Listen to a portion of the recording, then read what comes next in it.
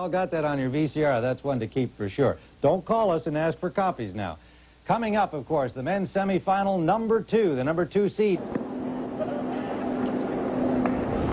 Zvereva, it's nice to see her on the court. She had to retire in her singles match against Sanchez Vicario a couple of nights ago after just 3 games. Has been bedridden for the last 2 days with the flu. Finally got to hit a little bit today. Obviously, both these two very concerned about their chances for a double Grand Slam once Zvereva got ill. She looks okay. Yeah, she's played well. They do seem to have fun when on the court, which is nice to see. 15 all. Maybe she hasn't played so well. Double fault.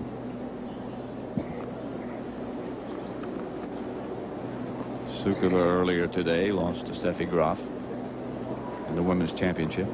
She's the mixed doubles champion. Right. 30-15.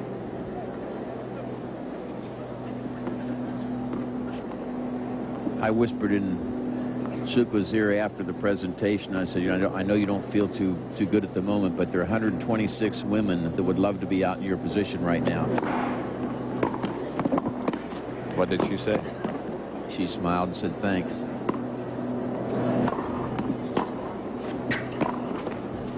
Got that Duchess of Kin thing going for you, Tony. I always feel sorry for the loser because the winner gets all the spoils and all the accolades and all the interviews, and the other person has played his or her heart out and feel badly. Set point.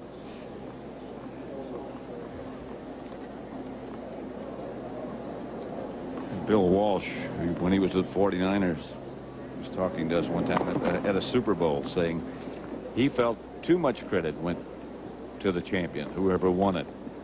But the guy who got there, his opponent, deserved a lot of respect also. Because he won. 40-30. Well, and people, you know, put down the Buffalo Bills because they don't win the Super Bowl. They got there 3 times. A lot of people never been to the Super Bowl.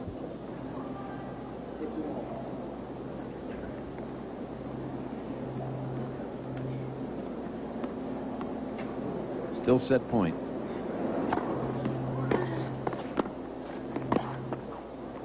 Game, first set, Fernandez. First set to Fernandez, Zvereva.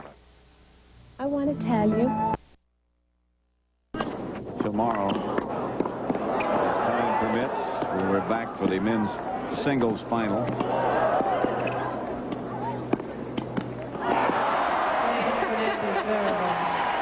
That was a pretty good point. I'll say. This is bonus coverage. That's a tough shot made by Zvereva there to stay alive in this point. And look at this terrific little spin. She's got, again, both Fernandez and Zvereva had terrific hands and great concept. Gigi Fernandez has already won the U.S. Open 3 times with 3 different partners, just to show you how gifted she is as a partner. With Robin White and Martina Navratilova, and again with Zvereva last year. Again, we won't be able to stay with, so let's send you down now to Tim Ryan. All right, Patrick, it's been a full day here today at the U.S. Open. Let's take a quick look back at the activities we've been able to bring you live here this afternoon on our coverage. Steffi Graf against Helena Sukova in the Women's Championship Final. In the first set, Graf receiving from Sukova, and she was on her game today. I think a little angry still from yesterday's first set loss to Manuela Maleva-Franier because she came back and rolled over Manuela after the first set defeat and came out today ready to play. 6-3 in the first for Graf with that kind of ground stroking. And here in the second, match point, Steffi Graf, her 3rd U.S. Open championship, her 3rd Grand Slam victory this year.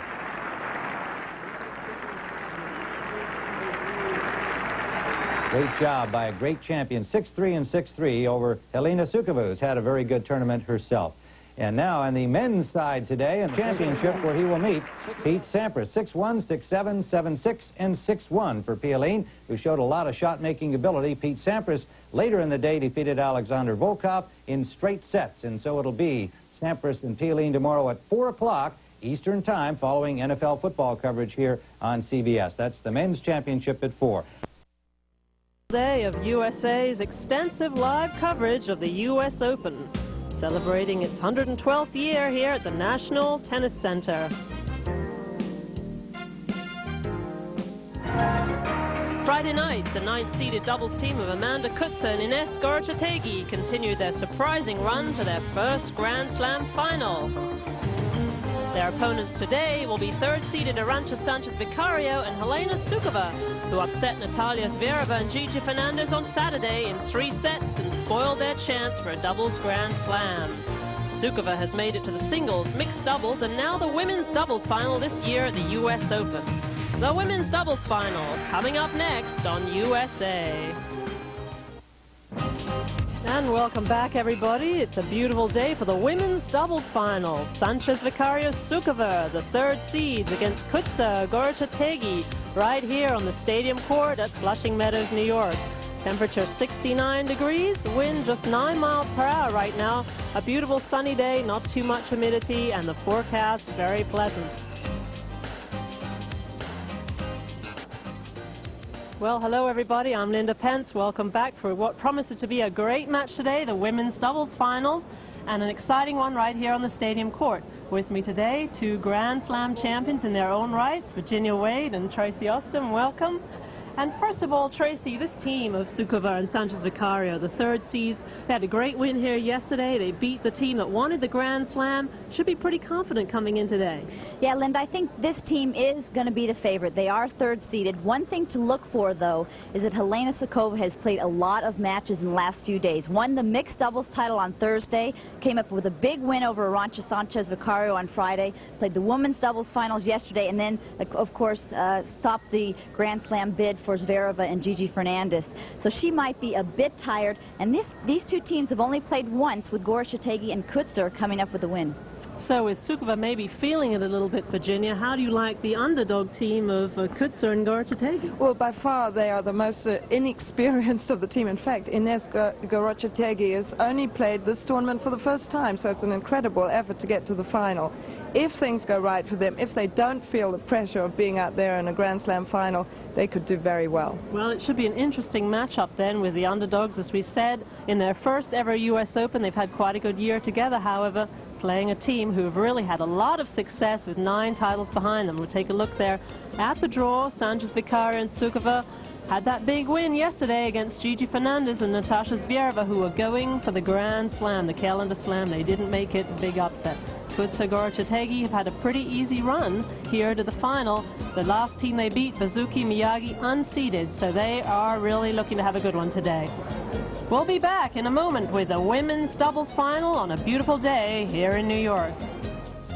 Welcome back. Moments away from the start of this women's doubles final between the 3rd seeds, Arantxa Sanchez Vicario and Helena Sukova, and the underdogs, Amanda Coetzer and Ines Gorrochategui. Moments ago, the players took the court. Amanda Coetzer on your left there, Ines Gorrochategui on your right, followed by the favorites, Arantxa Sanchez Vicario and Helena Sukova, who played each other, of course, here in the singles earlier this week.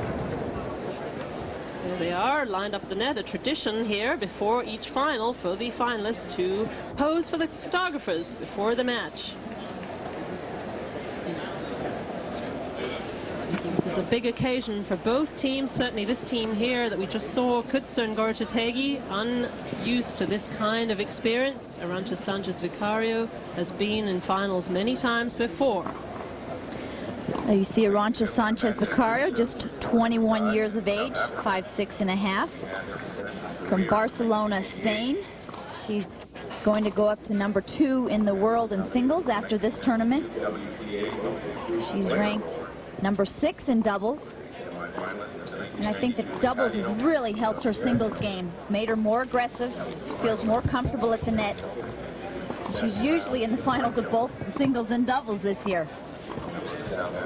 And Helena Sukova, 28 years old, from Prague, Czechoslovakia, now resides in Monte Carlo. Very tall at 6'2". That helps her a lot. She has great reach. And lost in the finals, of course, to Steffi Graf yesterday. And had that big upset win in the doubles semifinals, beating Gigi Fernandez and Natasha Zvereva, who are going for the doubles Grand Slam. And she also won the mixed doubles on Thursday with Todd Woodbridge over Martina Navratilova and Mark Woodford. So Helena has had a very successful year. Fernandez was nominated for the 1992 WTA Most Improved Newcomer Award. And on the left there, Amanda Coetzer, just 21. I mean, it seems that she's the same age, very close to Arantxa Sanchez, but way behind in experience and success. From South Africa, but very much a promising player, has beautiful ground strokes, and somehow has become a very effective doubles player with the good returns, good lobs, and very calm demeanor on the court. And it has been just fun watching these two play together when teams are quite inexperienced and fresh and they all buoyant out there. Ines Gorrochategui is playing her first tournament in the US Open here. That's fantastic. She is very talented, has a very much an all-round game, much better serve and volley than you expect from somebody brought up on the slow clay courts of Argentina. She has 21 doubles titles. This is her 7th appearance at the U.S. Open. Helena Sukova, born in Czechoslovakia, she now resides in Monte Carlo, Monaco. Women's doubles has become so good. I feel really the racket has helped them. And here you see the road to the finals. Eva Majoli, Betsy Nagelson, Mary Lou Daniels, and Majors in the second round. The number 11 seed in the third round, Fendick and McGrath lost a set there. Reinach and Richardson, who were the 15th seeds. And of course, the big upset yesterday, beating the number 1 seeded team, Gigi Fernandez and Natasha Zvereva. After losing the first set, they really came back strong to win that third set. The nerves, I think, got the other team just a little bit in that third set. The 1990 Australian French Open and Wimbledon. And Coetzer and Gorrochategui have had a slightly more difficult road to the final. They struggled in the first 2 rounds, 3 sets, and especially against Dury and Helgeson, they only won in a tiebreak. Then they started to get a little bit better. They played a very good quarterfinal against Laurie McNeil and Renee Stubbs. Really could have won that in 2 sets, but got a little tight in the middle, and then came back with just an excellent result in that semi-final. So steadily getting better and combining very well. The one weak link of this team might be Amanda Coetzer's serve.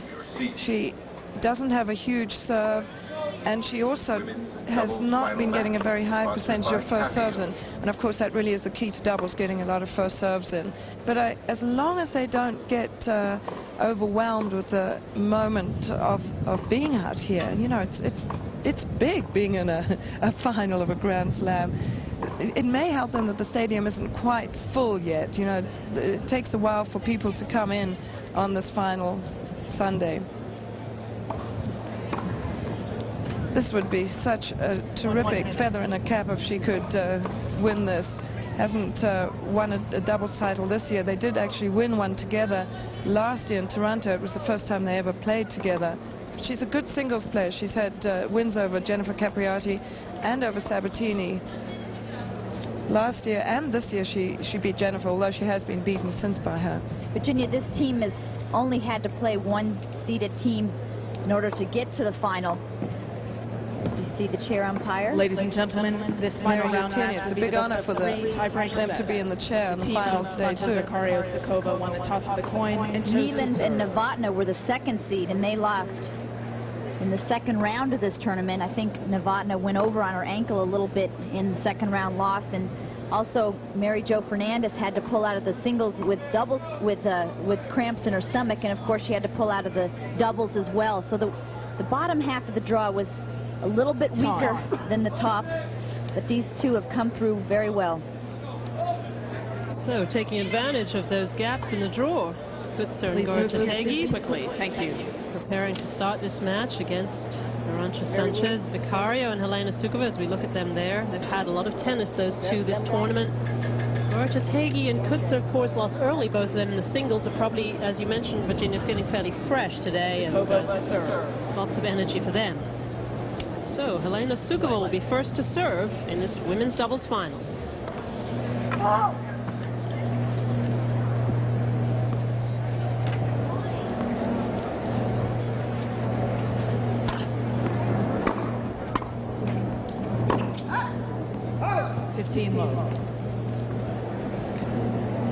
Sukova 6'2" tall with a big serve. Really a weapon.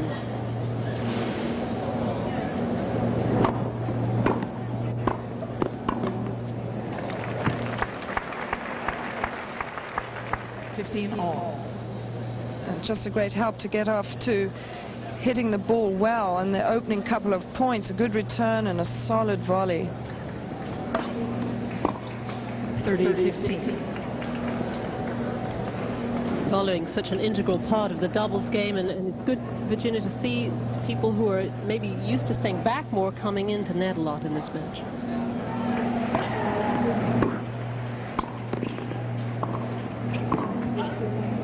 And by that you mean not only Amanda Coetzer, but Arantxa Sanchez is really a baseline player.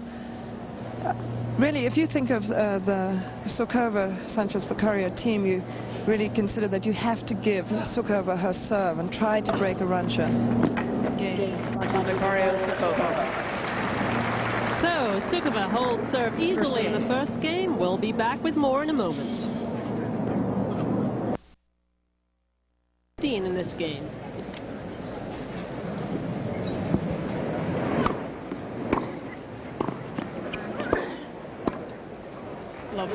Two well-played points by Helena and Arantxa.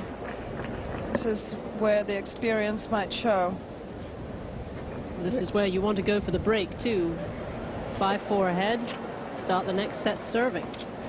That's right. They seem to have picked up their game level. Both those shots dipping very low.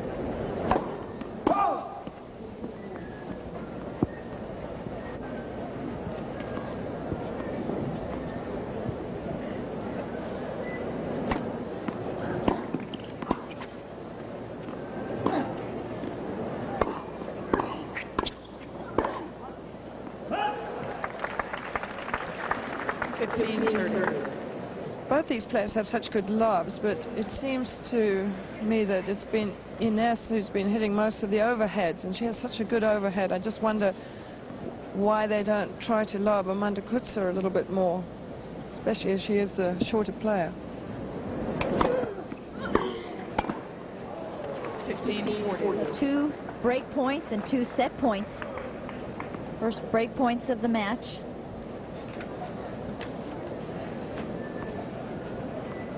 Big chance here for Helena Sukova on the return, with her team standing at set point. Game at first set. Maybe a little bit of a nervous volley there from Ines Gorrochategui. It was right on her racket for one more game. It in the net, giving the first set to the favorite, Sanchez Vicario, and Sukova 6-4. Well, that was probably what one would have anticipated, one break, and these two in the ascendancy somewhat. Now, it's so important for Coetzer and Gorrochategui to stay tough and not to get depressed by the loss of that first set.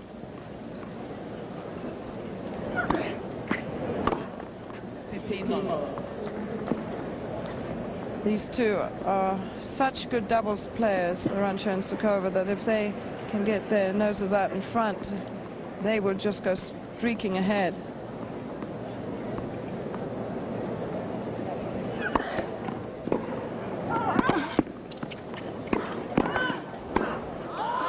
What do you have to do to stop that inevitable momentum roll then if you're now down a set? Well, I think it's really just hang in there, and there you last 2 points you saw unforced errors. This one a big unforced error. Ball well above the net and just hitting it too far down. It's just not to get depressed, not to get down on yourself. Keep talking to each other. And remember that it was only one break of service. but otherwise they were really right in the match. And communicating is a very important part, I take it, of a successful doubles team, communicating well.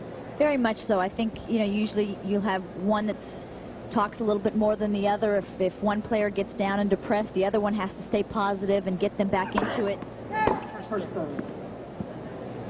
I think it's important that you keep a rhythm of your communication, because then it will bide you well when things go off. It's so easy to communicate when things are going well and then forget to talk to your partner when you're in a slump. I see Helena going back and talking to Arantxa. That would be to talk about where they're going to serve the ball. Arantxa telling Helena so that she can be prepared up at the net. Very important for somebody like Helena who likes to intercept. It's good that they know what to expect. Yeah, very close.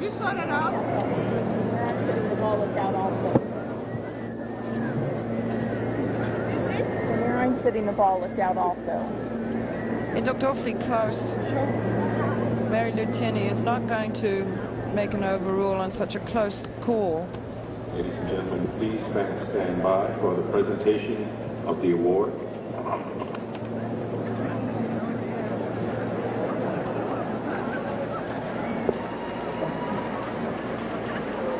Arantxa might have been right, but it wasn't a terrible call, that's for sure. And she didn't protest it quite as vociferously as we've seen her protest calls in singles.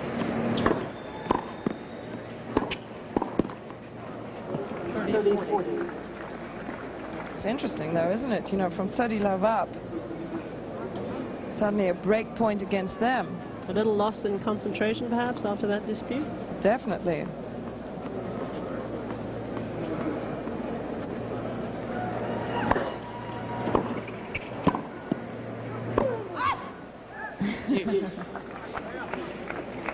The only area that I think Gorrochategui has a little bit of doubt on the doubles court is the second ball after she's returned serve.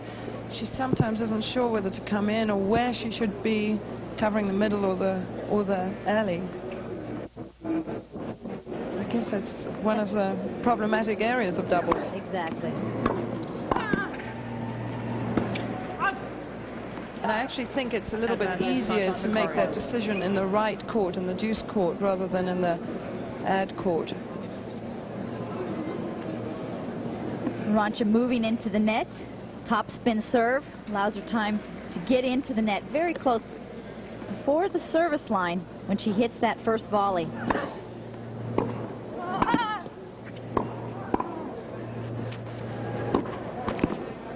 A break point saved by Arantxa Sanchez Vicario and Sukova. Lots more tennis in a moment.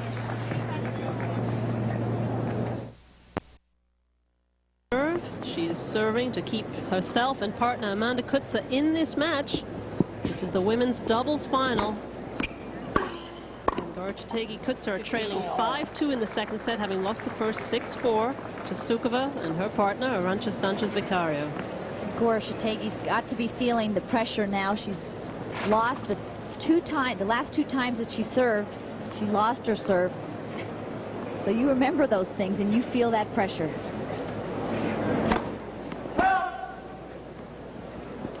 You start getting indecisive about where you should serve.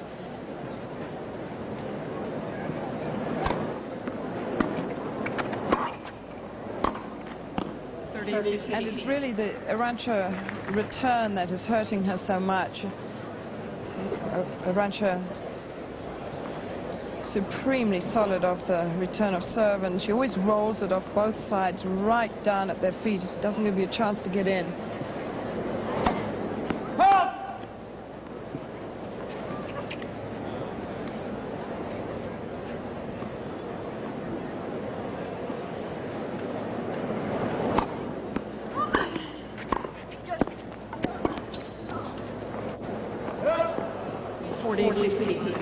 Just out.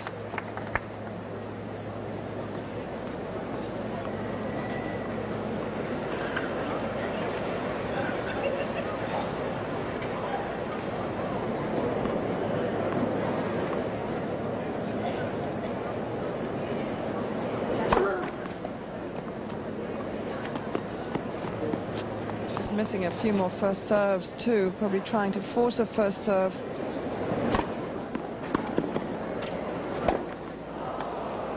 It looked like Coetzer was blinded a little bit there by the sunshine with that lob. Yeah, pulled her head down just a little bit, which of course brings the shoulders down as well and the racket head down.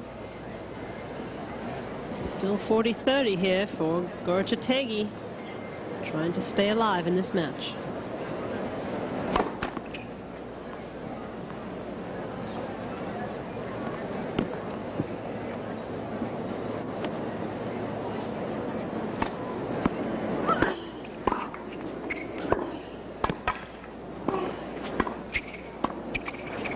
Beautiful shot from Arantxa.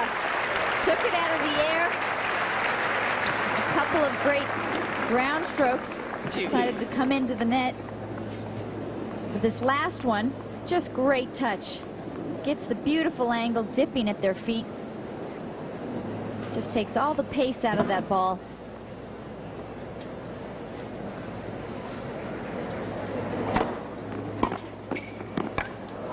Oh, and that ball drops in for Helena Sukova. Setting up match point. You really see Sukova and Sanchez Vicario using every inch of that court, finding the angles. And that was another example right there. So, as you say, Tracy, match point now for the third seeds. And it's over. Sanchez Vicario, Sukova win it in straight set 6-4, 6-2. And Sukova very happy. She's won 2 titles here this year. This one and the mixed doubles title. Congratulating her partner, Arantxa Sanchez Vicario. Very happy pair. They played great doubles here. Played very consistent. Played well at the net with good hands, good firm volleys. Not too many unforced errors, and I think the other team has to be very proud, though, to get to the finals right here at the U.S. Open. They played well to get here. They really did. I think they should be more than happy. And I think we're going to see a lot of them, maybe not so much as I think as in doubles as in singles. They both are very well-rounded players. A tremendous debut for the Argentinian Gorrochategui, and also a very good performance by Amanda Coetzer. Take another look here at the match point. But these two slowly asserted themselves, and once they had confidence going their way, they got better and better. So the momentum and the title goes to Sukova Sanchez Vicario as they win it in straight sets. Sukova, the winners of the women's doubles crown here at the U.S. Open in straight sets 6-4, 6-2. And now let's take you down to Stadium Court, where USTA President Bumpy Frazier is standing by for the award ceremony. Good afternoon, ladies and gentlemen. We've just seen a wonderful tennis match between 4 great players from 4 great tennis countries. Amanda Coetzer of South Africa, Ines Gorrochategui of Argentina, Arantxa Sanchez Vicario of Spain, and Helena Sukova of the Czech Republic. 4 great players, ladies and gentlemen.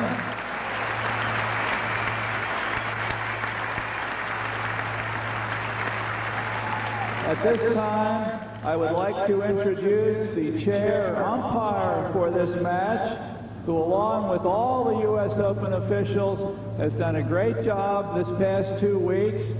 Mary Lou Tierney of Atlanta, Georgia. Mary Lou.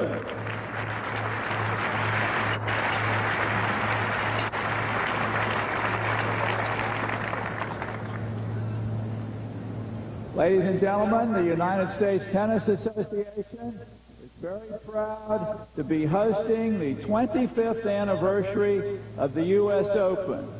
This has become a great tournament thanks to fans like all of you here today, thanks to our great sponsors, and thanks to our friends at USA Network, who have done a marvelous job of telecasting this event 95 hours live during the U.S. Open.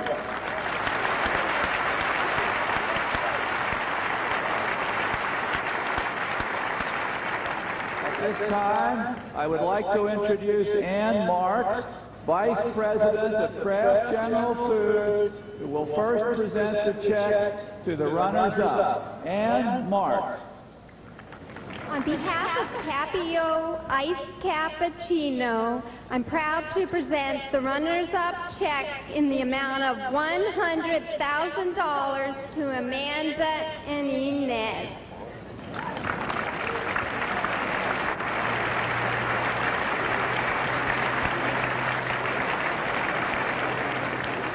Ines, you've had a wonderful 2 weeks. I believe this is your first U.S. Open, is that correct? Yes, I'm still here last week, last year I have an injury, and I'm very happy because in this first US Open I am in the final, so I'm very happy. And I want to say thank you especially to Amanda because she make a great job, and my coach, Leonardo Lerda, my family, and everybody. Thank you. Well, we love having you and want you to come back. Amanda, you've also had just a great week here. This is your first final, I believe, and congratulations. It's my first final. In fact, we were just talking about it's my first time on the stadium court, and it's very excited to be here. I'd also like to thank my partner. We've had a great tournament. Also my coaches, Dennis and Pat, Vandermeer, Sujay, Leo. Thanks for your advice and support these 2 weeks. And Amanda, I think you two just started playing together this summer. You're going to stay together for a while? I think it's a pretty good team, and we'll play quite a bit more. Well, congratulations, and you've had a wonderful 2 weeks here. And now Ann Marks of Kraft General Food will present the checks to the winning team. Capio Iced Cappuccino is proud to present the winning check in the amount of $200,000 to Arantxa and Helena.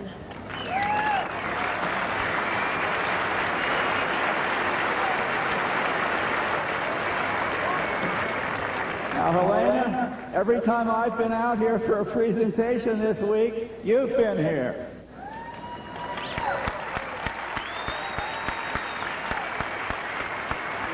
Mixed doubles with Todd Woodbridge.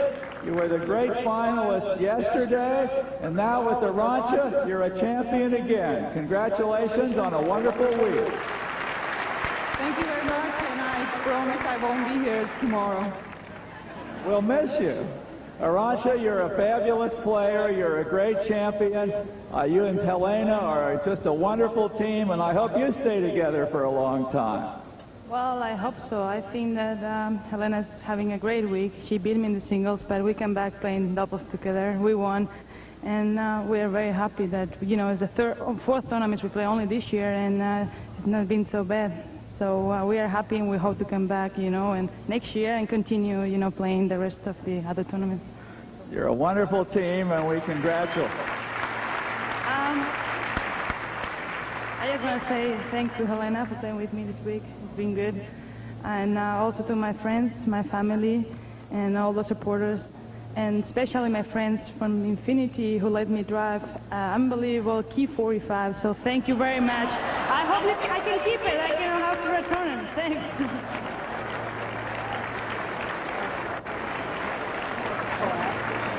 And now, ladies and gentlemen, on behalf of the United States Tennis Association and the U.S. Open, I'm very proud to present the U.S. Open Women's Doubles Trophy to the great team, Arantxa Sanchez, Helena Sukova.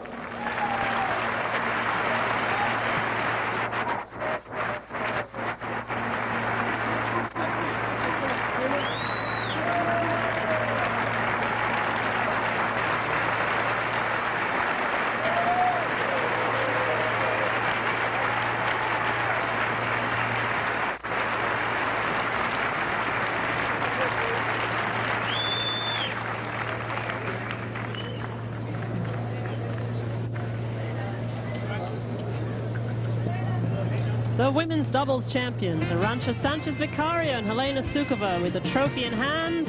A very happy pair, a great tournament for Sukova, and redemption for Sanchez Vicario. Women's doubles champions, Arantxa Sanchez Vicario and Helena Sukova, win it in straight sets over Amanda Coetzer and Ines Gorrochategui, 6-4, 6-2. They are the happy champions today on a beautiful Sunday here at Flushing Meadows in Corona Park. And let's take a look now at Arantxa's reaction after the victory in her corner of the court. There's her dad that Arantxa's giving a kiss to. He doesn't come to many tournaments, mostly just the U.S. Open and maybe Wimbledon, but her mother travels with her all throughout the whole season. A lot of people in all the players' corners today watching this match. And Helena Sukova's had a great tournament. She's won a lot of Grand Slam doubles titles now, and gradually Arantxa Sanchez is adding up her tally of Grand Slam titles as well. Good effort. Well, a great day for women's tennis. It's impossible to tally up the number of lives affected by Arthur Ashe. He was an inspiration to many of us, from his elegant manners and sportsmanship on the court to his crusades for civil rights and education. He left behind many legacies in the form of foundations that can continue to carry out his life's work. One shining example of that legacy is the Safe Passage Foundation in Newark, New Jersey, a unique tennis program for children that goes beyond just tennis. Mama may have, Papa may have, but God bless the child that's got his own, that's got his own. Good. Go on again. Again. Come on, I know you can do it. No, don't take it sideways. Out. Good job. Give me one more. Out. Got it. One more time. Out. Got it. And reach. Going up. Beautiful job. Arthur Ashe wanted us to be off the streets. Hey, Grandma. Oh, yeah? I'm about to go to tennis. Okay. All right. Have a good day, darling. Bye, Mom. Play well now. Play well. Okay. And he wanted to give us an opportunity to learn something that I don't think none of us ever played before. And he gave us an opportunity to play, be good at something besides being on the street, fighting, doing things you ain't got no business doing. It may well be against all odds, but every day on the garbage and glass-strewn courts of Jesse Allen Park in Newark, New Jersey, tennis lessons go on. This is one of many legacies left behind by Arthur Ashe. Its mission is to ensure these children have a safe passage from childhood into adulthood.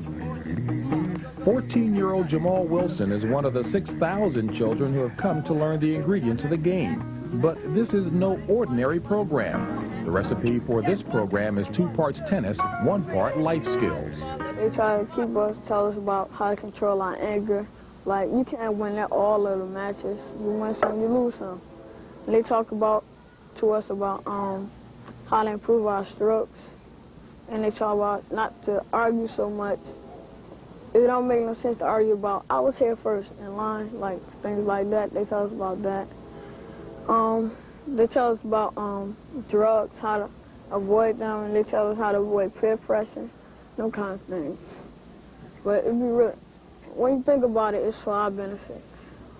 The director of the program is Bob Davis. His friendship with Arthur dates back to the time they were 10-year-old hitting partners in Lynchburg, Virginia. Arthur left a legacy with Davis, too. He asked Davis to carry out the unique goals of Safe Passage. One of the things that Arthur insisted on was that we devote fully 1/3 of our time with the children, that time that they are under our jurisdiction, to off-court tennis sessions. So we're not really spending all of our time on the court trying to develop a Wimbledon champion. We're trying to develop a college graduate. We're trying to develop a productive citizen who has an appreciation and a set of values that will allow him to function in this nation. The goals in Safe Passage are threefold: good grades, a good attitude, and good tennis, with grades and attitude tipping the scale. The children who achieve in those 2 categories are allowed to travel to tournaments as members of the academic squad, and they also get to participate in the tennis camp scholarships donated by Nick Bollettieri. In the off-court sessions, instructors work on developing productive life skills, independent thinking, self-discipline, and good manners. We sit down and talk about peer pressure, anti-drug messages, teen pregnancy, criticism, attitudes. Drug abuse, child abuse, peer pressure, teen pregnancy, homelessness, AIDS, sexual activity. These are rather sensitive topics, but these are really the topics that the children want to talk about. Safe Passage services neighborhoods of Newark where most of the children come from single-parent families with incomes below $15,000 per year. These kids see few avenues to a better life. With the unemployment rate in Newark 2 times higher than the rest of the state, the challenge is to help these kids see a more productive future for themselves and to avoid the influences of inner-city life that can trap its young inhabitants. The trap is poverty, the trap is drugs, the trap is doing all the negative things that make a fast buck, but make for a short life. And in a place where human life is just not as valuable as it should be.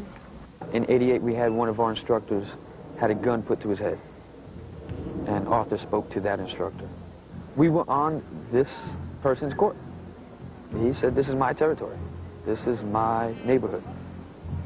And if I see you here again, I'm going to put a bullet through your head.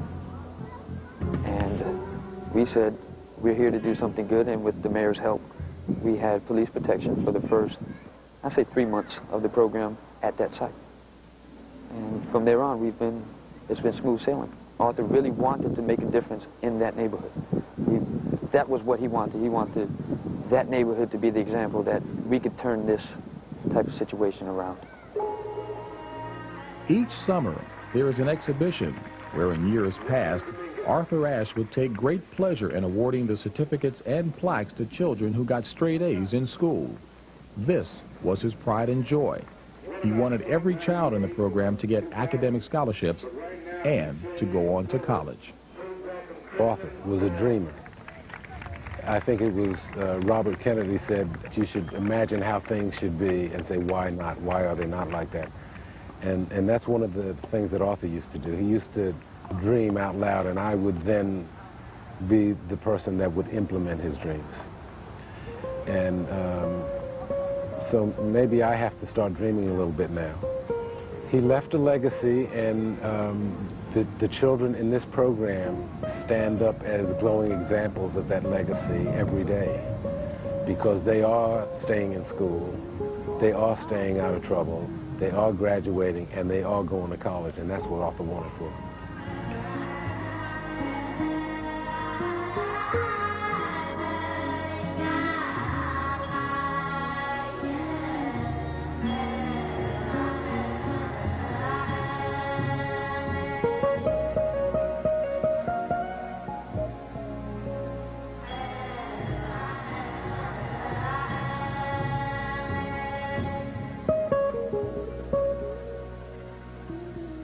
He wanted to give us another opportunity, not just know how to play tennis, but to be educated and be able to do other different things besides tennis. Because if you be hurt in tennis, you're going to have to have a degree in something else to be able to do something else besides tennis. So I think he's helping us out a lot, and I thank him for that. And why do you think Arthur wanted to do that? I guess because he loves us. Arthur Ashe tragically left us earlier this year. Arthur Ashe made a difference to people and players of many nations from many countries. Arthur touched a lot of lives. He was certainly an individual it was a privilege to know. Wrapping up a wonderful 2 weeks of tennis here from the US Open. We'll be back with some final words after this. Great fortnight of tennis, certainly a lot of upsets here, and Steffi Graf winning it, something that many people expected to see. Virginia, first of all, your thoughts about these 2 weeks. We have seen a lot of upsets, and yet a little bit predictable maybe in the women's final? Well, I think we missed definitely missed very seriously Monica Seles. I think it's done more to women's tennis than anybody thought it possibly could. So, Monica, please come back. We need you, and we hope you're feeling better and ready to come out and take the world on again. I do think that Steffi was on her way back earlier this year, so I think there was a very good chance that she might have come through with at least 2 of the Grand Slam tournaments, even if Monica were there. Maybe not 3, though. She has been very good. She had moments when she was a little nervous. The rest of the tournament, from the women's point of view, was really, let's be honest, it was not as good as it could have been. Novotna sort of let us down a bit. We had great hopes of her when she had got to the Wimbledon final. And I know she twisted her ankle, but so we were relying on her. Jennifer Capriati had been playing so well prior to this tournament. We had great hopes of her. So things didn't quite work out as well as they could have. Well, perhaps some new faces, Tracy, coming up in the women's game. Also on the men's side, we've seen a couple of different personalities do well here. What are some of the things that stand out for you after these 2 weeks? Well, Lindsay Davenport comes to mind right away. Gave Gabriela Sabatini a real run for her money there. And I think that we're going to see more promising developments from Lindsay Davenport, young 17-year-old from California. Also, Jennifer Capriati coming out in the first round was a very, very big surprise, because I picked Jennifer to maybe come up with the title here, and when she went out in the first round, that was a big surprise to me. Another thing that I will always remember is Manuela Maleva earlier in the year announced that this would be her last U.S. Open, broke her finger earlier in the week playing doubles just from catching a ball, but still went on to win 3 matches and get into the semifinals. So that was a very nice ending for Manuela Maleva. And then something that Virginia already talked about, I want to reiterate, that I think the women's side really has missed Monica Seles. Steffi Graf coming up with the last 3 Grand Slam titles. And I really think that we miss Monica, so hurry back. Well, certainly a tournament of emotional highs and lows for many players here. Let's take another look at some great moments from this year's U.S. Open. So long, everybody.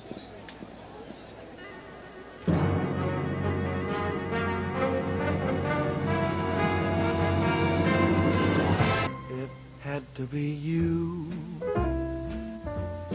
It had to be you. I wandered around and finally found the somebody who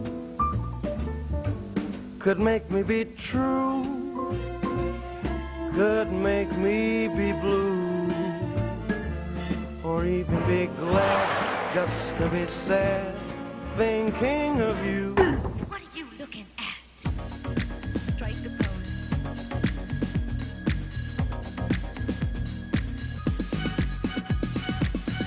Look around, everywhere you turn is heartache. It's everywhere that you go. You try everything you can to escape the pain of life that you know.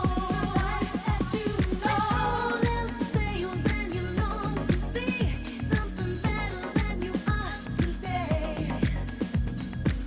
I know a place where you can get away. It's on the dance floor, and here's what it's for. So go, let your body move to the music. Hey, hey, hey, come on,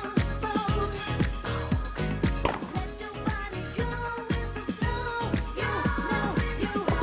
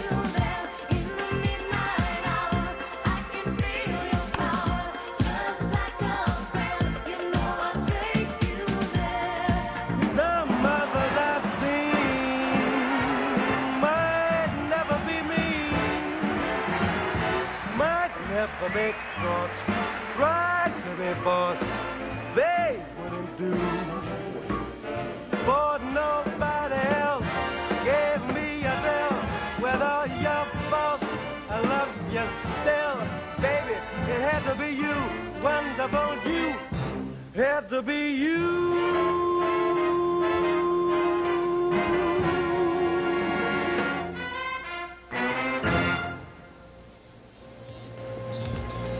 Coming up next on the East Coast. U.S. Open women's champion. And in the mixed doubles, it was Helena Sukova, finalist in women's and a winner with Todd Woodbridge of Australia in the mixed. And earlier today, in the women's championship, Sukova was out there again with Arantxa Sanchez Vicario.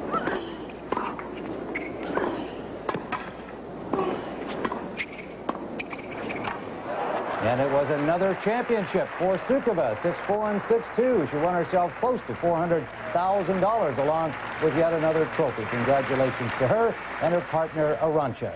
And we'll return to our U.S. Open studio in a moment. Years of great tennis.